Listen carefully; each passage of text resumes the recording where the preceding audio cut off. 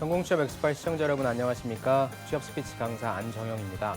우리가 지난 시간에 이어서 오늘도 상황 면접의 어떤 그 면접 형태와 어떻게 대답하면 좋을지에 대해 살펴볼 텐데요. 오늘은 윤리적인 상황과 고객의 상황에 대해서는 어떻게 좀 대처하면 좋을지에 대해서 한번 살펴보도록 하겠습니다.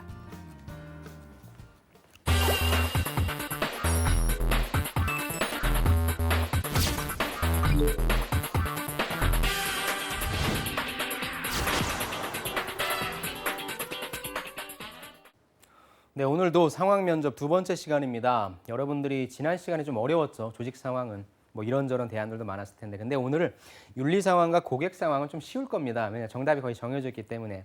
이렇게 정답이 정해져 있는 부분들은 여러분들의 이유, 여러분들이 왜 그렇게 생각하는지, 어떤 가치관, 생활신조 이런 것들이 좀 많이 등장해주면 좋거든요. 오늘도 역시 마찬가지로 지난 시간과 마찬가지로 어떤 정답을 드리기보다는 제 어떤 답변들을 보시고 저런 식으로 구조를 짜면 좋겠구나라고 하는 인사이트만 얻어가시면 좋을 것 같습니다. 상황 면접, 조직 상황, 윤리 상황, 고객 상황이 있었죠. 잠깐 리뷰를 해볼게요. 지난 시간에 봤던 조직 상황 같은 경우에는 상사나 동료 아니면 회사 생활의 어떤 문제였고요. 이런 걸 대답할 땐 솔직한 여러분들의 심정, 그다음에 상대방을 배려하고 있다라고 하는 부분, 그다음에 원인을 나한테 먼저 찾겠다라고 하는 부분, 그다음에 무엇입니까? 공감하고 있다라고 하는 키워드를 전달해 줄 수 있으면 좋을 것 같아요. 그럼 오늘 할 윤리적인 상황은 무엇이냐? 윤리 상황이죠. 윤리적인 상황은 항상 우리를 딜레마에 빠지게 하고요.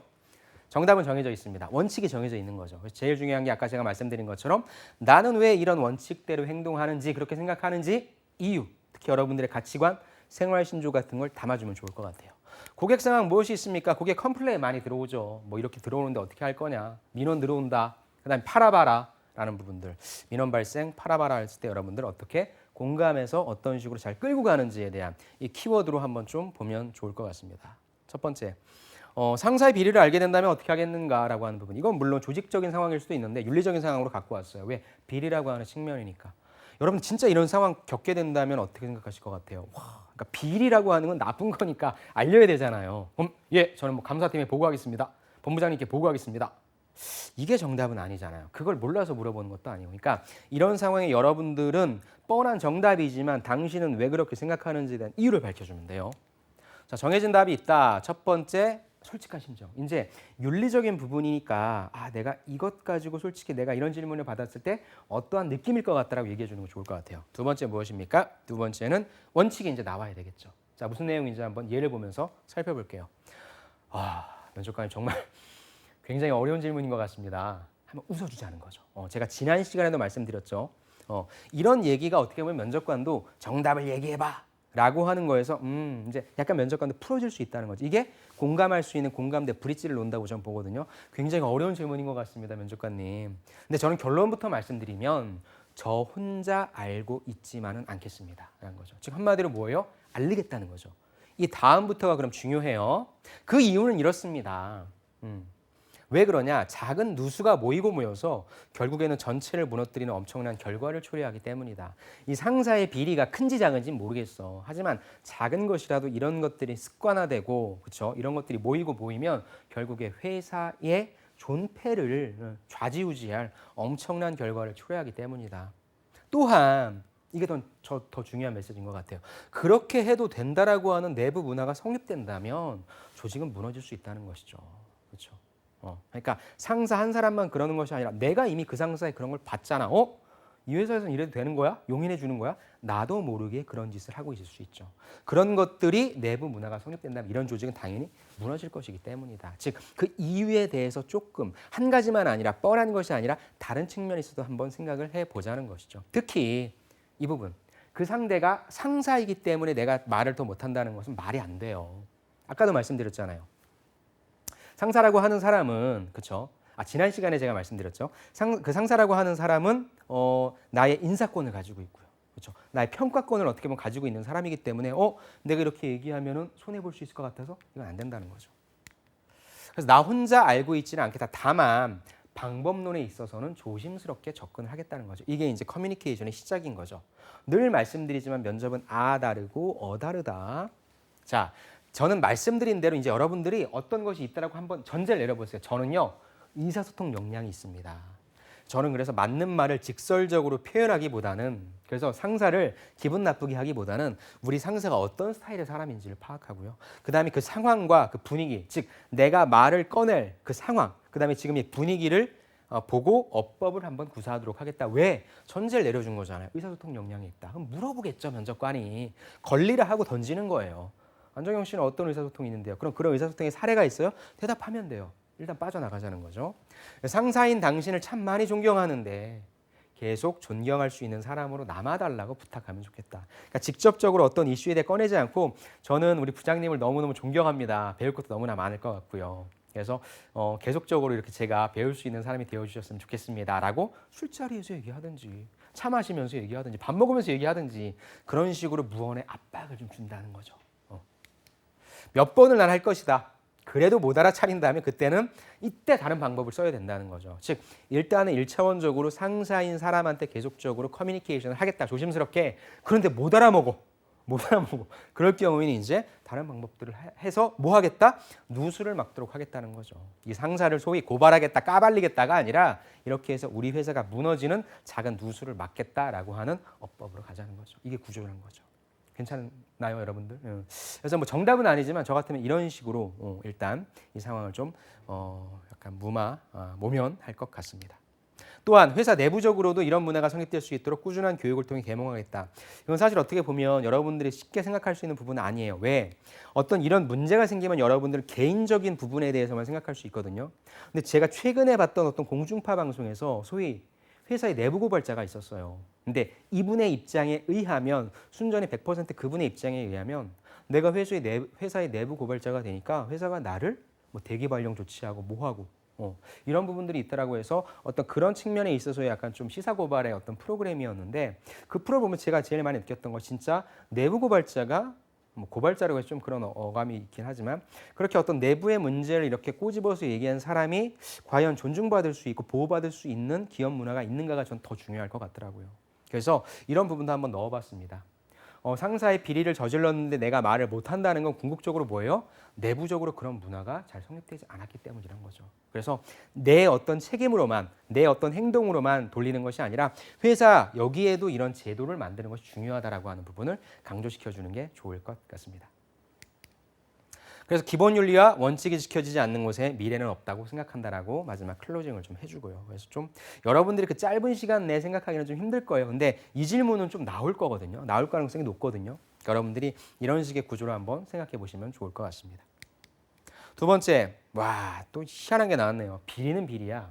비리는 비리인데 회사에 손해를 끼치지 않고 오히려 도움이 되는 비리래. 세상에 이런 비리가 어디 있나요? 뭐 어딘가 있겠죠.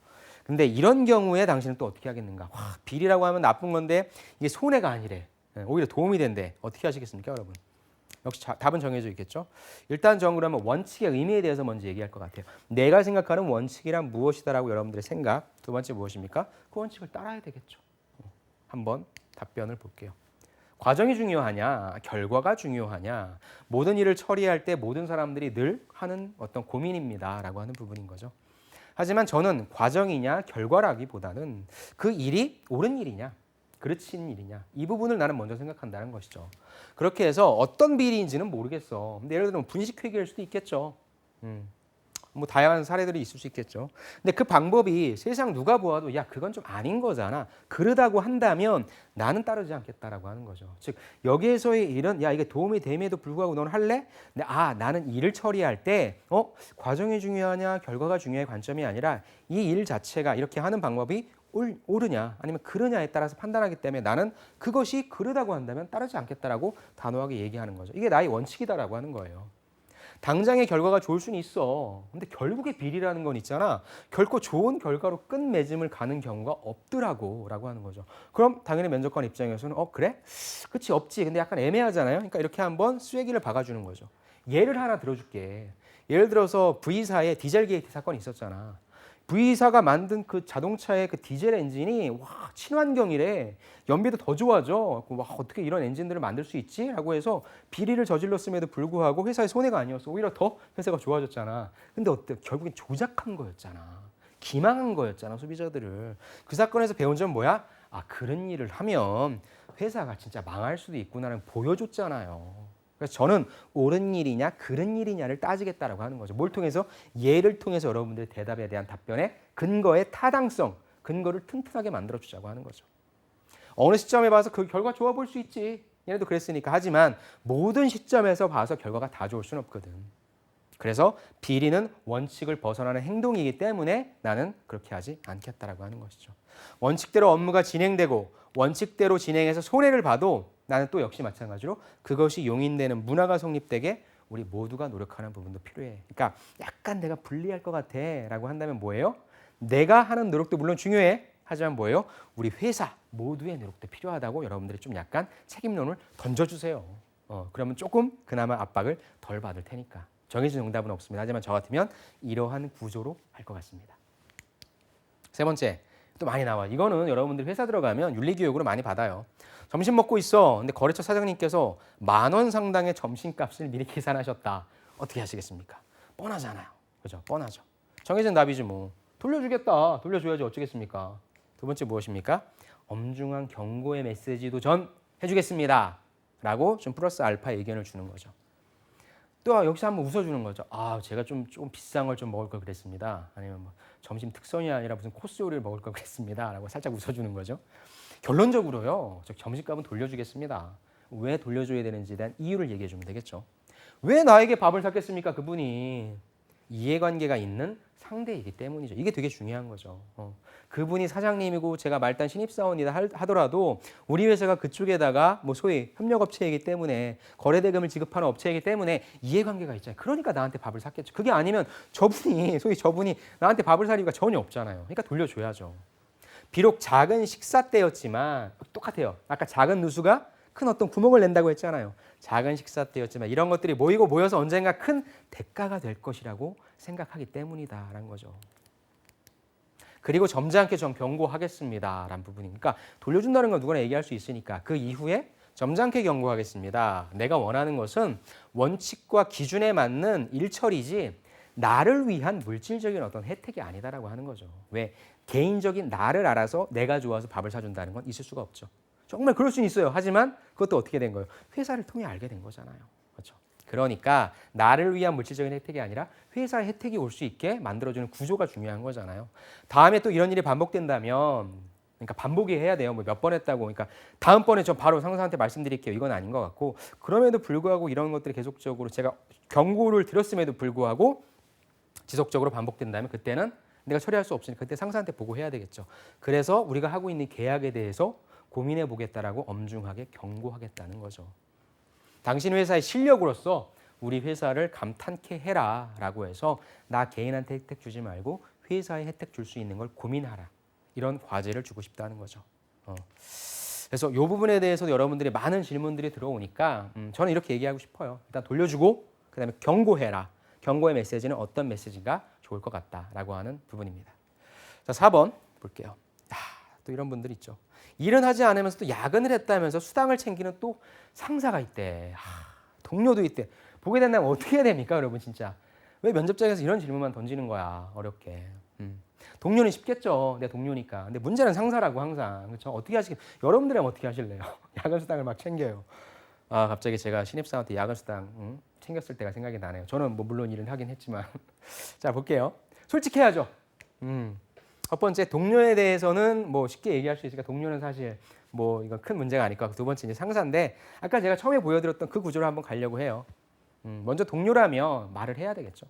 조심스럽게 얘기를 하겠다. 뭐 그러지 말라고 한다거나 아니 뭐 애둘러서 얘기를 하겠다. 나 너 참 좋아하는데 언제 퇴근을 하니? 그랬고 근데 우리 쪽에선 그런 부분들에 대해서 야근을 이렇게 하게 된다면 야근 수당 올리는데 그분에 대한 체크가 좀 많이 들어간다는 소문이 있더라고. 너도 좀 어떻게 되는지 너 잘 올리고 있지? 아니면 뭐 안 올리고 있을 텐데 한번 올릴 때 한번 꼭 그거 유념해 둬라. 라고 이제 약간 애둘러서 경고를 좀 주는 거죠. 그런 식으로 좀 조심스럽게 직접적으로 말을 하겠다.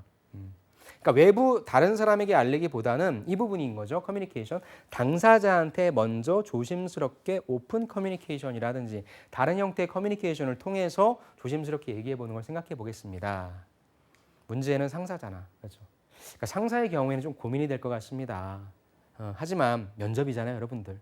정답을 얘기해 줍시다. 똑같아요. 아까 저 혼자 알고 있지는 않겠습니다라고 하는 부분인 거죠. 그래서 이유는 아까 말씀드린 것처럼 이런 것들이 모여서 결국엔 전체를 무너뜨리는 결과를 초래할 수 있고요. 또한 그렇게 해도 된다는 문화가 성립된다면, 즉 상사에 관련된 이슈를 나 혼자 감당하기 약간 무거워. 그러니까 빨리 회사의 어떤 문화로 던지라는 거죠. 특히 그 상대가 상사라서 말 못한다는 것은 난 아니다. 내 원칙엔 아니야. 나 혼자 알고 있진 않고 다만 방법론에서 역시 마찬가지로 조심스럽게 접근하겠다. 나는 의사소통 역량이 있다. 여러분 다른 역량으로 해도 돼요. 뭐 정보 능력이 있다고 해도 되고요. 대인관계 능력이 있다고 해도 되고요. 그래서 그 스타일과 상황과 분위기에 맞는 어법을 구사해서 뭐 이런 식의 아까 웃으면서 부탁하겠다. 몇 번 할 것이다. 즉 그 사람한테 몇 번이나 할 것이고 그래도 안 지켜지면 다른 방법들을 통해 누수를 막도록 하겠다 하는 것이죠. 또 아까 마찬가지로 회사 내부적으로도 이러한 문화들이 잘 성립될 수 있도록 우리 모두가 교육을 좀 잘 받을 수 있으면 좋겠다. 그런 환경이 되었으면 좋겠다라고 하는 내용입니다. 그러니까 이런 식으로 제가 하니까 어때요, 여러분들? 거의 비슷비슷하죠. 여러분들 그걸 깨우치시면 돼요. 아, 결국에 모든 윤리적인 대답들은 해야지, 원칙 지켜야지. 근데 왜 그런지에 대한 나만의 이유. 그 다음에 다양한 벗어날 수 있는 상황에선 어떻게 하겠다라고 하는 나만의 방법론만 얘기해주면 좋을 것 같아요. 자, 5번째입니다. 참 한적한 시골길에 여러분들이 차를 딱 몰고 가고 있는데 와, 주변에 아무도 없대요. 여러분들. 근데 빨간색 신호등, 그러니까 우리가 차를 운전할 때는 빨간색 신호등 때 서야 되잖아요. 어떻게 하겠는가? 여러분 보통 어떻게 하세요, 여러분들? 차가 있으신 분들이나 여러분들 아버지나 어떻게 하십니까? 저는 어떻게 할까요? 저 솔직히 말씀드리면 한적한 시골길에 이게 밤이다라고 한다면 저 그냥 갈 것 같아요. 낮이다. 근데 바빠. 근데 카메라가 없어. 그럼 저는 솔직히 갈 것 같아요. 근데 이렇게 얘기할 수는 없잖아, 면접에서. 그렇죠? 막 왜 압박이 들어? 그게 그래, 물론 안 지켰기 때문에 틀린 거야. 틀린 건데 결국엔 그럼 내가 틀렸다 얘기해서 그럼 뭐 계속 압박이 들어오니까 이걸 벗어나기가 힘들거든요. 상황 면접 질문은 정답이 정해져 있는 게 아니야. 그럼 압박을 덜 받자의 전략으로 가야 돼. 그럼 저는 이거를 완전 다른 관점으로 한번 생각을 해봤어요. 어떻게 생각해봤냐? 솔직하게 얘기하자는 거죠. 무슨 내용이냐? 첫 번째, 흔들릴 것 같다. 당연하죠. 고민될 것 같다. 두 번째, 원칙을 지킨다. 원칙을 지키겠다. 이런 쪽으로 나가는 거예요. 저는 예 면접관님, 사실 제가 이 질문을 받기 전에 저는 빨간불이라도 지나가는 걸 좀 당연히 여겼던 것 같습니다. 라고 하는 거예요. 갑자기 숙연해지네요. 하지만 제가 오늘 이렇게 다양한 면접 질문들을 받고 또 아니면 이 취업을 준비하면서 제가 가지고 있는 어떤 윤리성, 어떤 뭐 가치관, 생활신조에 대해 생각해 보면서 저는 정말 바뀌어야겠다고 좀 결심을 하게 된 아주 소중한 시간이 되었던 것 같습니다. 왜냐하면 야, 내가 이런 작은 규칙 하나도 제대로 지키지 못했던 사람이구나. 내가 이런 것도 지키지 못하는 사람이 회사에서 이런 원대한 포부를 어떻게 할 수 있겠는가라고 하는 부분인 거죠. 남들이 보면 야, 오버하지 마. 무슨 그 빨간불에 한번 갔다가 뭐 네가 큰일을 못해라고 비웃을 수는 있겠지 몰라도 저는 이제 이런 습관들을 좀 기르고 싶다라는 생각이 좀 많이 들었습니다. 윤리적으로 행동한다는 것이 과연 먼 곳에 있거나 아니면 어려운 일을 처리하는 것이 아니다. 그것이 아니라 일상생활을 살면서 이렇게 작은 것부터 실천한다는 습관을 기르는 게 참 중요한 것 같다라고 제가 깊이 느끼게 되었습니다. 그래서 이전까지의 삶을 반성하고요. 앞으로는 지키도록 하겠습니다, 면접관님. 이게 솔직한 거잖아요, 사실. 그죠? 이 전제는 뭐예요? 앞부분엔 나는 다 지키지 않았다라고 하는 부분이고, 근데 그러니까 요 면접 질문 가지고만 내가 느끼게 됐다는 것은 약간 좀 그럴 것 같고요. 어찌됐건 여러분들이 취업을 하게 되면서 여러분들 스스로에 대해서 좀 많이 되돌아보잖아요. 그러면서 당연히 여러분들이 갖고 있는 지식 경험도 보겠지만 특히 태도적인 부분에 있어서 내가 어떤 사람이구나, 진짜 사람들과 협업할 수 있는 사람이구나, 내가 작은 약속도 잘 지키는 사람이구나, 아니면 이런 작은 건 약간 좀 무시했던 사람이구나 느낄 수 있거든요. 그러니까 그러한 소회를 좀 얘기하면 좋을 것 같아요. 그래서 이런 좋은 깨우침을 주셔서 감사합니다라고, 이건 완전히 패러다임을 변환시킨 거죠. 그러니까 이 대답처럼 안 하셔도 돼요. 예, 저는 늘 잘 지킵니다, 면접관님. 왜냐하면 작은 것 하나하나 지켜나가는 것이 큰 일을 할 수 있는 어떤 밑바탕이 되기 때문입니다라고 말씀하셔도 돼요. 근데 그러면은 사실 어떤 질문이 들어올 수 있냐? 그럼 살면서 단 한 번도 무단횡단을 해본 적도 없어요? 결국 압박 면접이 계속 들어온단 말이니까 예, 전 단 한 번도 없습니다. 말이 안 되는 거예요, 그거 여러분들이. 도덕적으로 완벽하게 진짜 완전 무결점의 사람은 없거든요. 안 믿고. 그러니까 저는 차라리 솔직하게 얘기하자는 거죠. 그래서 이렇게 반성하겠고요. 앞으로 이렇게 살겠습니다라고 얘기해 주는 게 면접관의 입장에서도 좀 약간 오버한다는 건 느낄 수 있겠지만 괜찮은 메시지거든요. 그래서 저는 이런 방법도 한번 추천을 드리고 싶네요. 다음 질문 갈게요. 와, 기네요. 본인의 실수로 회사에 손해를 끼치게 되었다. 하지만 나만 말하지 않는다면 아무도 모른다. 앞으로도 밝혀지지도 않는데요. 어떻게 하겠습니까? 당연하죠, 이것도. 뭐. 정답은 무엇입니까? 원칙. 저는 어떤 원칙을 갖고 있다. 그래서 뭐예요? 말하고 떳떳하겠다라고 하는 부분인 거죠. 자, 누구나 실수를 할 수 있습니다. 그리고 중요한 건 그 실수에서 무언가를 배워야 한다는 점이라고 생각합니다. 실수의 의미. 나의 실수로 회사가 손해갔다. 아니면 또 누군가가 손해를 봤다라고 한다면 그래서 그 원인을 밝히지 않는다면 선의의 피해자가 생기잖아. 아니면 우리 회사가 피해를 보잖아. 또한 나의 가치관은 절대 뭐 그런 일을 하지 말자. 남에게 피해를 주지 말자라는 것이죠. 뭐 그런 거라고 해서 여러분들 가치관을 등장시켜 주세요. 윤리적인 부분에 있어서. 저는 이런 생활신조 갖고 있습니다. 더불어 사는 삶을 살자라고 하는 생활신조 갖고 있습니다. 남한테 어떻게 손해를 줘? 다른 사람들이 모른다고 말이 안 되잖아요. 그러니까 이거는 당연한 이유이기 때문에 여러분들이 여기에 가치관, 그다음에 여기에 관련된 예까지 얘기해 주면 좋을 것 같죠. 같은 조직 구성원으로서 이 부분을 꼭 밝혀야 한다고 생각한다. 그리고 제가 얘기했잖아요. 뭐 무거워 이거. 그러니까 빨리 기업 문화로 던지라고요. 솔직히 밝혔을 때 인정해주고 포용해주는 기업 문화가 존재했으면 좋겠다. 그런 문화적인 구축이 필요하다고 생각한다. 말씀드렸죠 아까. 내부 고발자라든지 이런 부분들에 있어서 얘기했을 때 팀장이 너는 왜 그걸 이제서 얘기했어? 너는 그거 얘기하지 마. 지금 얘기하면 우리 큰일 난다. 보고 못한다. 이러면 안 되잖아요. 근데 사실 실제 그러고는 있지만 대다수 회사들이 100%는 아닙니다. 아무튼 근데 하지만 그랬을 때 실패를 인정해주고 실수를 용인해주는 기업 문화가 있다라고 한다는 게 어떻게 보면 더 정답인 부분인 거거든요.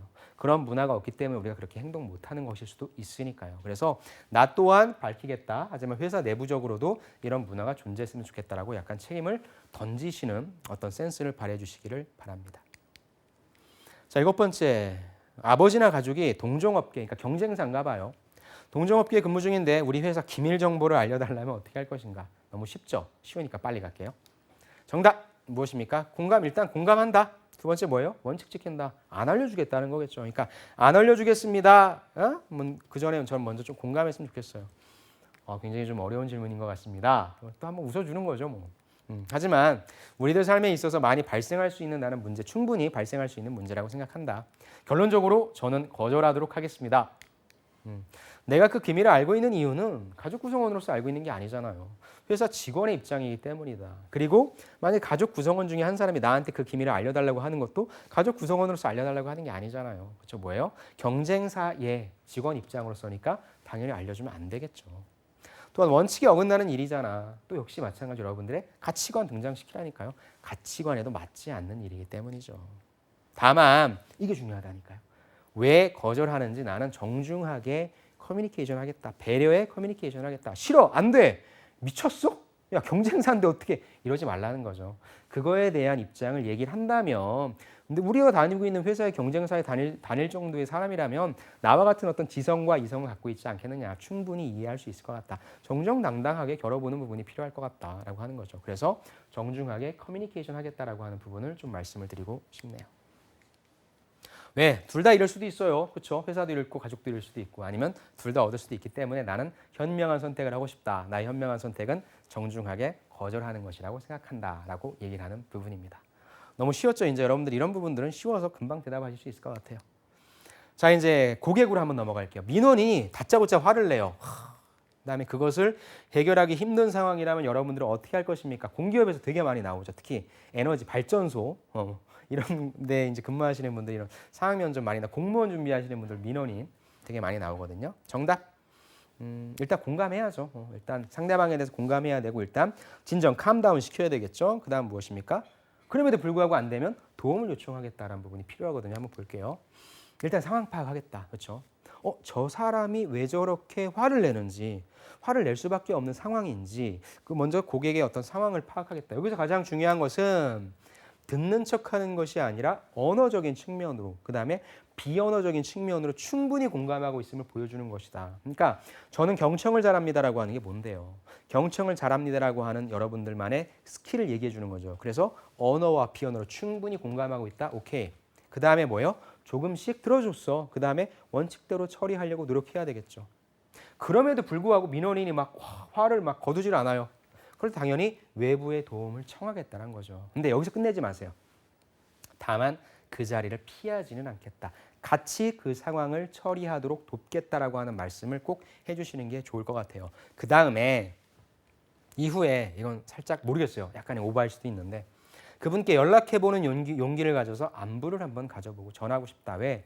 민원인이라고 한다면 어찌됐건 우리 회사와 무엇인가가 이해관계가 있기 때문에 온 사람일 거거든요.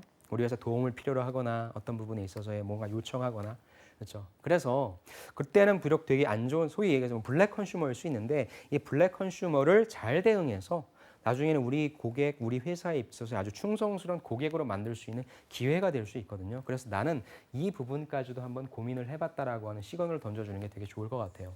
물론 이러기 정말 쉽지 않겠죠. 하지만 여러분들이 어찌됐건 이 대답도 또 뻔하기 때문에 뻔한 대답에서 끝나는 것보다 한 단계 더 나아가서 이 사람들한테 줄 수 있는 메리트는 없을까? 이런 부분도 있을 수 있겠구나라고 한다면 조금 더 여러분들이 센스 있고 직장생활을 그래도 조금 잘할 수 있는 사람이라고 여겨줄 수 있을 것 같습니다. 자, 9번. 갑자기 상품을 권유해야 되는 상황이다. 어떻게 할 것인가? 또 세일즈 면접이거든요. 이건 너무 쉬우니까 금방 볼게요. 정답 정해져 있죠. 첫 번째, 갑자기니까 일단 뭐 사과를 해야 되겠죠. 죄송하지만 아니면 공감을 해주든가. 그다음에 이제 원칙대로 물건을 팔아야 되겠죠. 어떤 내용인지 볼게요. 전혀 준비되지 않은 상태라 약간은 내가 긴장이 될 것 같다라고 얘기하는 거죠. 갑자기 팔라고 했으니까 솔직한 심정이에요. 그다음에 사과한다. 하지만 일단 고객과 소통하겠다. 자연스럽게 그 사람의 관심사, 그 사람이 필요로 하는 부분들을 하나하나씩 알아챌 것 같다. 그래서 내 상품 쪽으로 이끌어서요. 그러면서 그 고객이 우리 상품에 대한 니즈가 무엇인지를 파악해서 파악된다면 상품을 제안하겠다. 그런데 제안의 방법이 단순히 상품에 대한 설명이 아니라 그 고객이 이 상품을 썼을 때 어떠한 메리트를 느낄 수 있는지에 대해서 얘기를 해주겠다. 아니면 제가 늘 얘기하잖아요. 이 제품을 쓰지 않았을 때 어떠한 손해를 입을 수 있는지에 대해서 가볍게 메시지를 전달하겠다. 그런 방식으로 나는 판매를 진행하겠다라고 얘기를 하는 부분입니다.